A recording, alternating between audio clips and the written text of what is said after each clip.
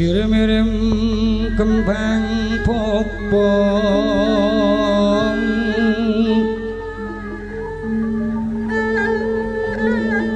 kembang popong sari mulat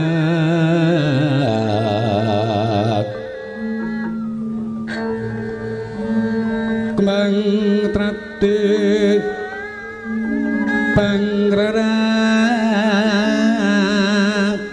yungan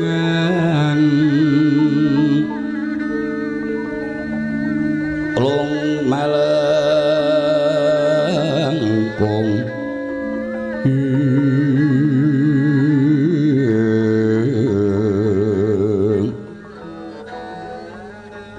long malengkung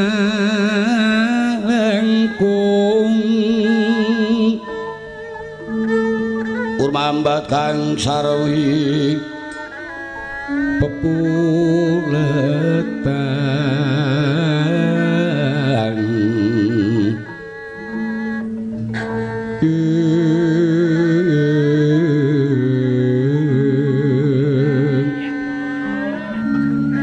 ler kembang karang sungsang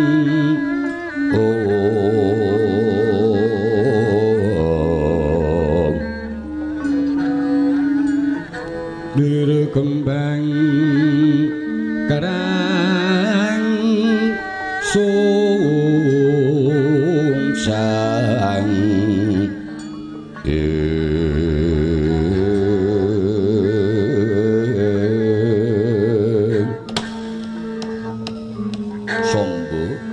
timbalan ngadhawuh Kanjeng Rama jeneng para ngarapake marang pepundhen Dimas Janaka kepareng kula nimbali dhumateng pepundhen Paman Janaka Rama Prabu iya Setyaki muni dawuh timbalan dalem Koko Prabu prayogake jeneng para ngadhep ana ngarsane ingsun nulistaken dawuh Udawa jumadung dawuh Kanjeng Diwaji sakwise jeneng para prayoga piswanira ana ngarsane ingsun kabeh para nayaka praja kang adoh crakna-crak wraketna aja nganti padha dunidungkap nggone padha midhanget marang jarwaning ingsun Kakang kula nistakaken dawuh sinuwun Arjuna kula nuwun wonten timbalan ngadhawuh Koko Prabu jeneng para ngadhep ana ngarsanipun Kakang kanthi raharja kula nuwun awit saking pangestunipun Koko Prabu kados widagda pisuwan kula mboten langkung kepareng kula ngaturaken sungkem pangabekti Koko Prabu iya tak tampa yangi pangastutunipun Kakang Tampanana kula pundi wonten mestaka Koko Prabu Dimas Arjuna mengkono paman sungkem kula kunjuk paman anak lanang sombo tak tampa sungkem marang pun paman gawe gedhening atiku pangastuti Tampanana kula pundi wonten mestaka paman Arjuna ingin rai ngaturaken sungkem pangabekti Kang Mas Janaka tak tampa Dimas Setyaki pudya pangasta Tampanana Dimas Setyaki kula pundi wonten mestaka Kang Mas sembah sungkem kula kunjuk Raden ingkang abdi Udawa Kakang Udawa tak tampa kanthi bungah gawe gedhening atiku jeneng para sungkem marang aku sawise Janaka ngadhep ana ngarsanipun Kakang mestine gawe kaget jer kadingaren jeneng pun ngadhep marang pun Kakang sumengko pengawak Bajra Andamar Sasi Yayi Koko Prabu wale-wale menapa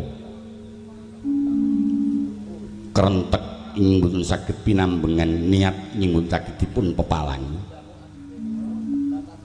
mitra saking pawarta ing sampun kula tampi bilih wonten ing negari sungging wana wonten setunggaling wanodya inging suwestuing warni inging monggo kondhangipun menika Putri Wahyu upamita kula saged mboyong badhe adamel tata tentrem ing negari nyuwun palilah Koko Prabu nyuwun iguh pamrayogi jer sayembaranipun sinten inging kiyat njunjung dhateng wanudya menika badhe dipun ladosi sak lami-laminipun Koko Prabu Setyaki wis nate mireng kondange kraton Sungging Wana dereng Udawa blas dereng. Lah kok Dimas Janaka bisa ngendikake lamun tok ana wanudya kang Sulistya ing warna mangka linuwih jer ing kono kondange putrining Wahyu. Nembe menika Koko Prabu kang rayi midhanget. Dimas kula maring adhawuh Koko Prabu. Mongko pun Kakang midhanget pawarta lamun tok putramu Angka Wijaya nyandhang yodi.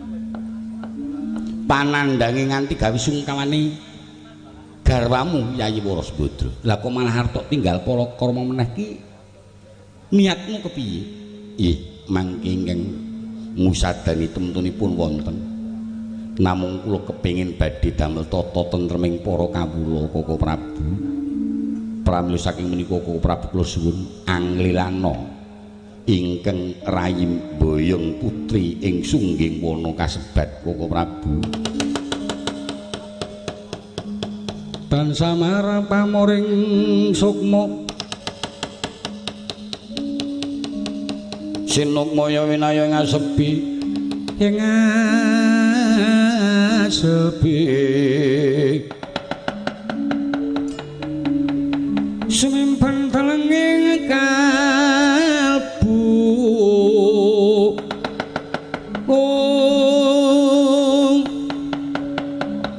pambukaning warana talen saking liyep-layap luyu pingaluyup pindha pesating supena sumu suping rasa jati